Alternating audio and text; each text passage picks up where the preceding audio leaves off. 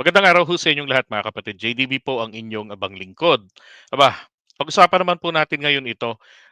'Di ba merong isang kasama tayong BBM vlogger na kilala, ito hong si Jacob Arroyo o si Amigo. Yan.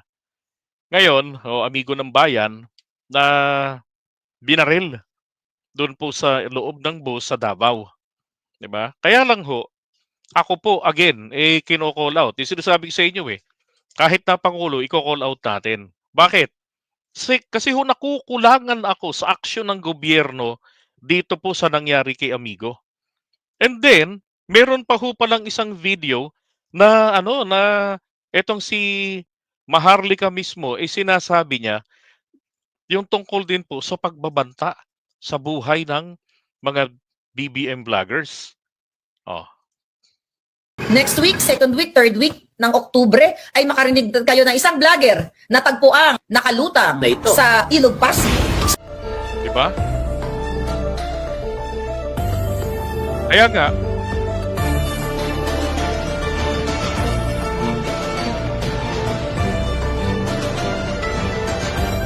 ayan o, yung video nung barel pa. At ito po yung mukha. Okay, yan yung mukha nung kriminal, nung bumaril sa kanya. Pero hanggang ngayon, wala ho tayong balita na aksyon na ginagawa ng gobyerno rito. Kontrage, sabi ko nga, ano to, tinutulugan nyo ba kami habang pinatutulog ninyo ang insidenteng ito?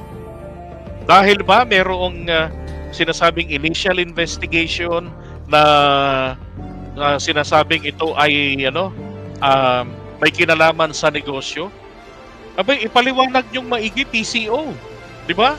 Magano kayo, dapat asikasuhin ninyo ito na talagang mga Marcos na mga vlogger at mga na talagang malaman ng taong bayan ano na ang aksyon ninyo, ano na ang investigasyong ginawa dito. Bakit wala? Oh. Ito recent lang itong pagbabantang ito ni Kapitan Dado. Mahirap hanapin ang vlog nito Ang may survivor yung pangalan ng channel nito Kaya hindi mahagilap yung channel nito basta-basta, nakakalimutan ko yung pangalan Yung mga kasama natin, yun yung naglalabas ng ng mga pinagsasabi nito. Nababantayan nila. Ito malinaw ang pagbabanta rito. Tapos dito si Maharlika. Oh. Next week, second week, third week ng Oktubre ay makarinig kayo ng isang vlogger na tagpuang nakalutang Na ito. sa Ilog Pasig. 'Di ba? Tapos hindi man nangyari yung October na yon na may salvage, so posible pong alam na alam ni Maharlika na may plano na talagang gagawin diyan kay Amigo. 'Di ba? Nadudukutin ito, itsusyukte at itatapon sa Ilog Pasig. Kaya lang, kasi yan po si Amigo ay taga-bayan po ng San Juan City. Sa lungsod po ng San Juan City nakatira. Tapos tawag dito, nagpupunta rin ng Davao. At diyan nga ho, natsyempohan siya sa Davao.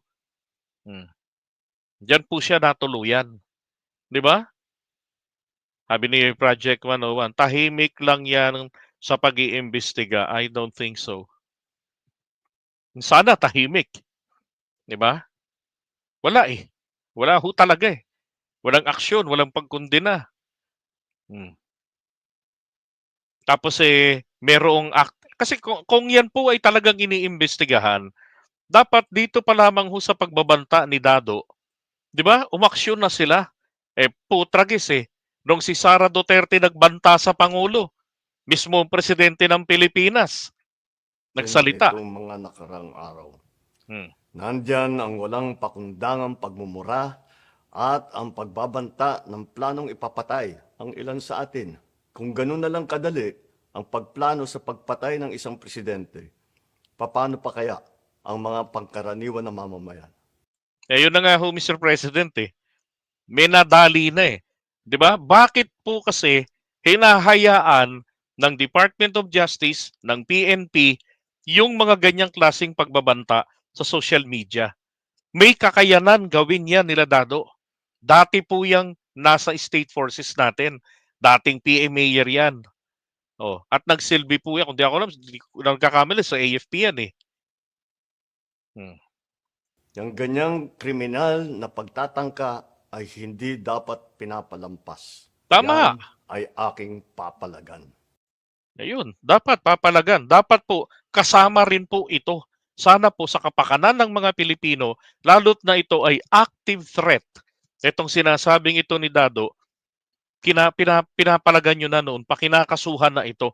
Bakit po ang ahensya ng Department of Justice, ang ating PNP, ay natutulog? Marcos ng mga vlogger at mga troll. Sige sila character assassination. Sige sila character assassination. Anong character assassination? Because we're discussing about the usage of confidential funds. Samantalang kayo, araw-araw, puro paninira sa gobyerno, sa presidente. Di ba? Legit naman mismo yung ginagawa ng investigasyon ng Kongreso eh. Oh. Hindi character assassination yun. Sige sila, bira ng bira. Ang suggestion sa akin ng mga commander, patayin na lang natin yung mga yan. Tragis na yung papamikot ang gulong, patayin na lang natin. Screenshot na lang na screenshot kami, sir. Para maipasa dun sa intel natin. And then, patayin na lang. They made the choice. Ang amigo ng bayan na nagpapahayag ng aking pagkabahala sa mga banta na ginawa ng pangalawang Pangulo sa ating halal na Pangulo ng bansa. Sirang-sira na ang puon ng mga DDS, Duterte Demon Squad. No? Magkaisa po tayo, tulungan po natin ang Marcos administration. Ako, nagpipigil pa ako pero sa nakikita ko na itong mga kababayan natin na alam na nila na mali, susuportahan pa nila, mali na itong si Kibuloy, mali pa ito si Duterte at ang mga kampo nila, suportahan nyo pa. Ang problema itong mga Marcos na mga Di ba? So, sa akin, ako, again, nananawagan ako sa ating gobyerno. Umaksyon kayo rito. Pumalag kayo rito. Dahil hindi ko kayo titigilan na palilipasin. Dapat meron tayong konkretong aksyon na rito mailatag ang ating gobyerno bago matapos ang buwang ito. Hindi yung palilipasin na lang natin. Hindi po porke tayo nakasupport sa ating gobyerno, sa ating presidente, tatahimik na lang tayo. Hindi ho tama yun. Naalala ko pa ang sinabi ng pakiusap ng kapatid ni FL Lisa. Hindi namin kayo pwedeng i-hire kasi hindi na kayo pwedeng mag-vlog. And ako, I'm not interested. Yung mga bagitong vloggers, small engagement, interesado sila. Yung iba nga nagtampo. Kasi hindi hinire. Samantalang nagkali survey raw sila. Oh. Ngayon, ang pakiusap niya po sa amin ng kapatid ng FL, yung bunso, si Martin, maging kayo, bantay gobyerno. Bantayan nyo ang gobyerno, sabi niya. Kasi maraming papaligid kay BBM na mga buwaya. Yun ang sabi niya noon sa BBM HQ. Diba? Kaya, sa akin, again, kung dating pinupuna ko rin ang Duterte administration, kahit nakasupport ako sa kanya noon, ganun din dito kay PBBM. Kinakailangan ng gobyerno natin magpakita ng sigla laban po sa kriminalidad. Meron ng nabaril eh. Ano pa? 'Di ba? Ay nako. So, ang hinihingi po natin dito, kami mga vloggers pag kami nag-uusap sa GC, talagang emotional din kami sa nangyaring ito. At nagtatampo rin ho kami sa inaction ng ating gobyerno sa nangyaring ito kay amigo ng bayan o kay Jacob Arroyo. Kasi ganyang tahi-tahimik, aabuso yung mga perpetrators nito. Lalo na nga lang rito, 'di ba? Bago pa mag-Oktubre, o baka July pa ito, August pa o September pa. Ito sinabi problema itong mga wala pa ring aksyon ng gobyerno natin na meron ng napatay na isa. Oh, 'di ba? So kailan gagalaw? 'Di ba? Okay, so iwan muna natin 'yan.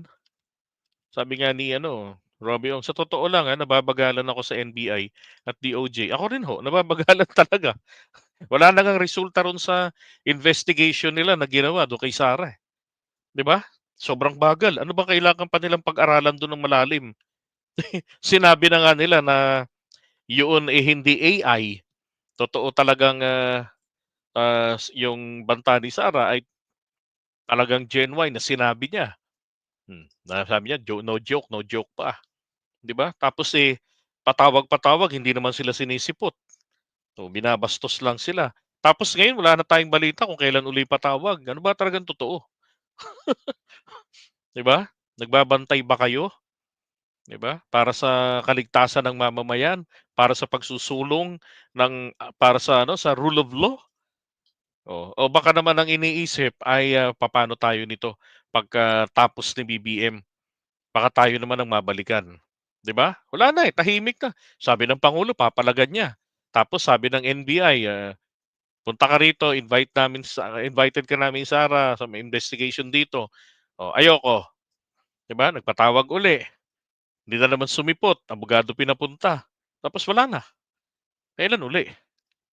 Eto, nangyari 'tong insidente na 'to, kailangan pa ba may madagdag pa rito? Ilan, 10? Bago kayo gagalaw, sasabihin lang yata, kinukundina po natin ang karahasan. Gano'n? Naku, shame on you.